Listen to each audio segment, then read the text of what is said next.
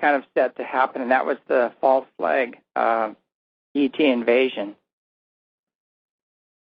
Right, yes. Well, that I'm sure would be the way the benevolent ETs would operate, is that they would see what the controllers have planned, and they would just kind of like, preempt those by doing things that make those plans kind of collapse. Mm-hmm. Yeah, they do definitely have their ways, and I notice they're a lot more forgiving and a little slower to react than most of us here on Earth, but they are working very hard on our behalf, and I always say, if it's up to me, just give me a beam ship with a full bank of lasers and a what do they call those things where you beam people up? Teleporter. Yeah. But I'll take care of the problem. But that's probably exactly why I don't have one. But anyway, there's so many different things going on. And this is going to be interesting if they do come again. Now, what was his second prediction again? That when are they going to appear again? That they would appear in January, early January, over Moscow, and then a week later over London. Mm-hmm. And that's very interesting, because I think Russia is a really interesting country when it comes to the whole kind of UFO phenomenon. I think they can really kind of allow whatever appears over there to kind of like enter into the mainstream media and give it good coverage, so that it won't be quite like what we saw with New York, where you have it debunked immediately. That hopefully the Russian authorities will report on whatever happens more accurately, so we'll be able to get a better idea of what's going on. And then, of course, with London, another big cosmopolitan city, I don't think if it appears over there, I don't think you could really cover it up. It would be covered a lot by the mass media. Well, I know there's a weird thing over there. I mean, over in the UK, they're right in the middle of crop circle country. These crop circles are just laid out there, and they actually have video of the ships laying the crop circles out. These balls of light coming down. It's just in their face and undeniable. And I'm really surprised how many people that come from England just totally dismiss it.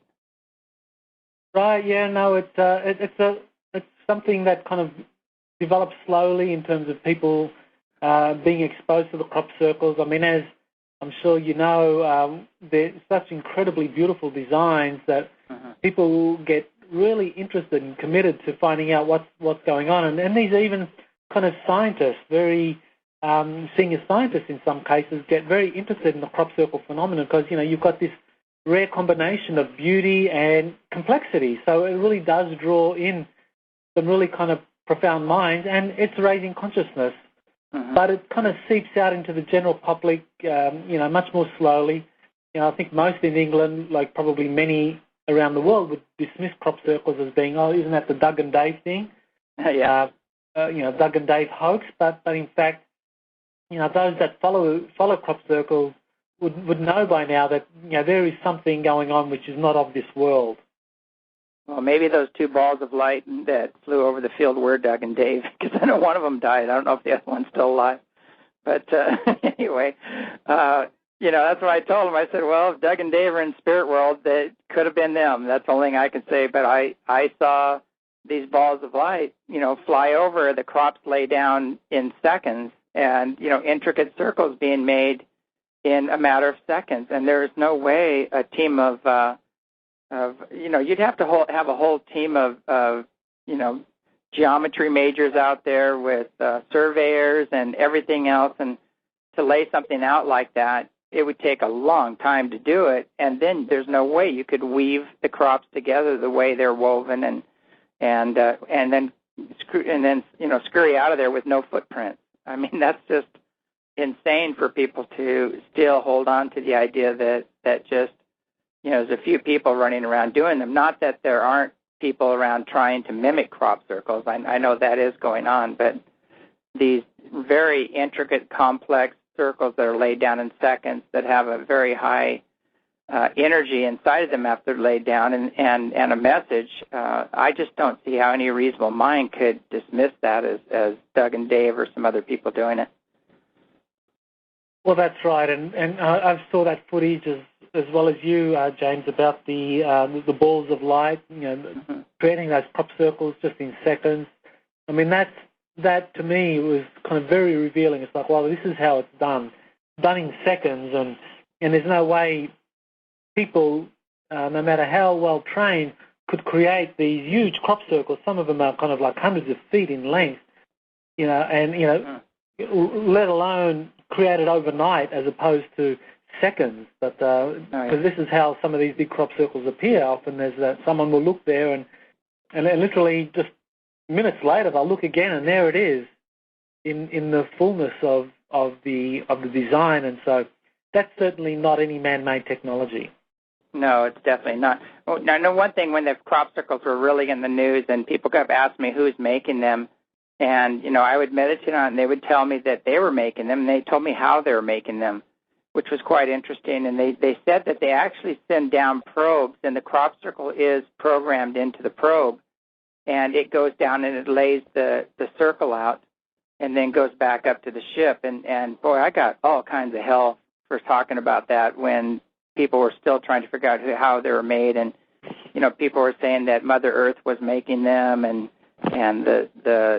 the water underneath the ground is making them. And I heard so many different stories about that, and they really wanted to stick to their stories that the divas were making them and things like that. But, if the divas have probes and ships, they probably could have been making them, but that's what I was told anyway.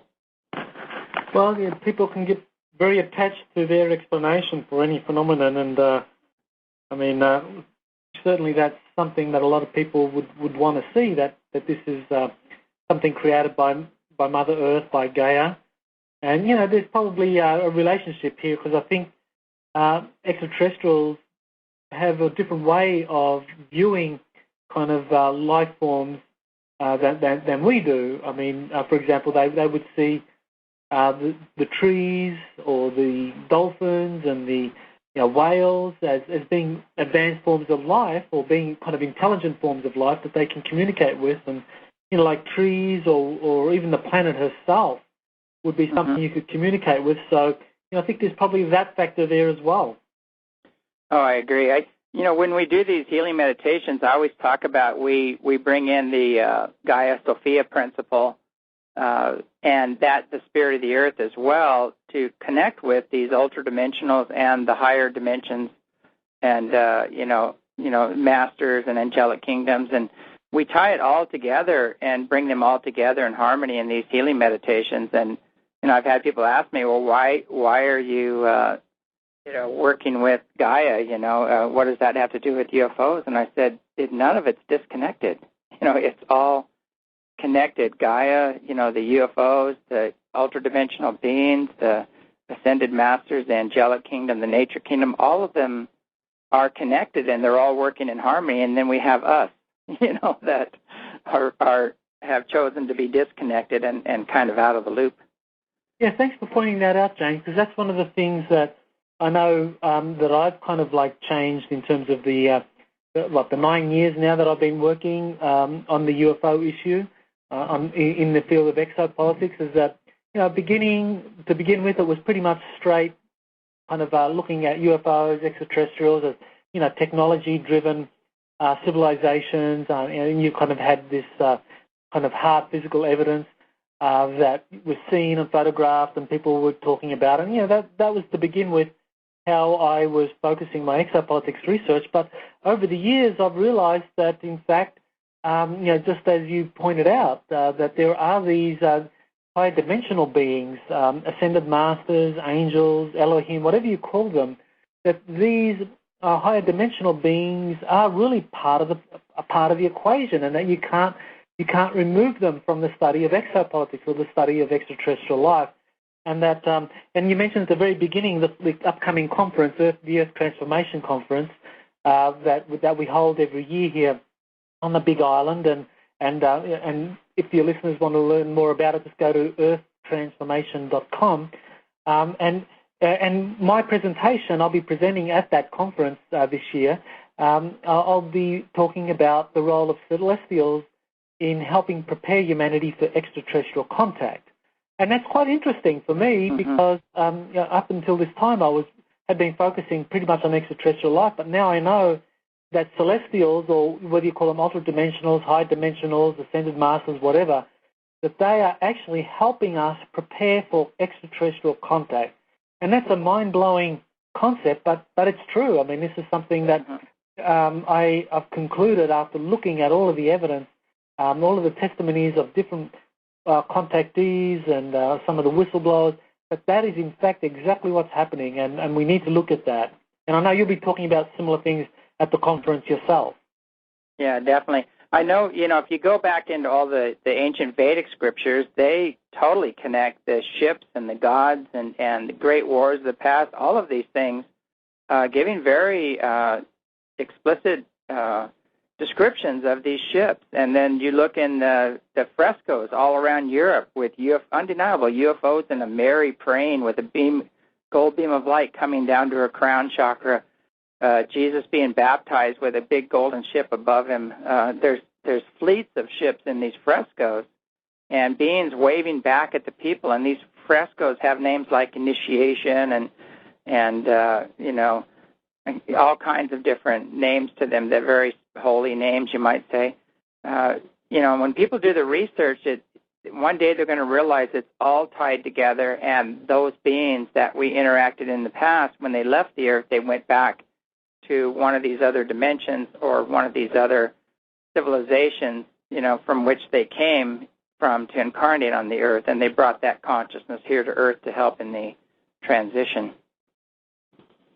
Right. Well, it's really important that we kind of see that this artificial separation between kind of church and state that we live in today, that Western civilization is based on this dichotomy between church and state, presumably between religion and science, because we know the history of that in the 17th century, 18th century, scientists were persecuted by the church, and so there was this separation between church and state that evolved.